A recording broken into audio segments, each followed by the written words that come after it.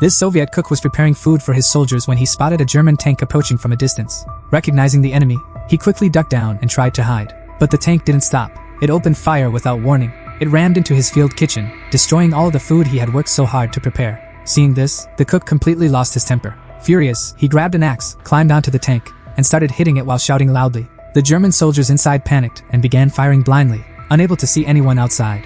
The cook sat right in front of the machine gun and kept attacking it with his axe. Due to continuous firing and heat, the machine gun's barrel started to bend. When the tank crew realized someone was on top of them, they sped up in an attempt to shake him off, but the cook held on tightly. Then, he took off his apron and covered the tank's periscope.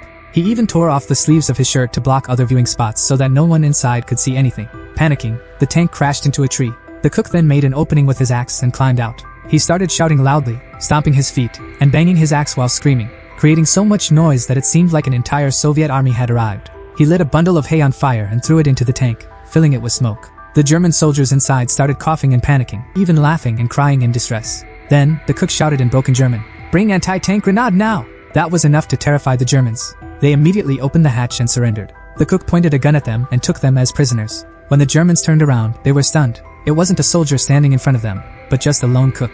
But it was too late. The cook burst into laughter after seeing their shocked faces. A while later, the Soviet soldiers returned. From a distance, they saw the tank and assumed an enemy attack was underway. They dropped to the ground and took combat positions. But when their commander peeked ahead, he saw only the cook standing there, holding a gun and yelling, "Come on, brothers! Food is ready!"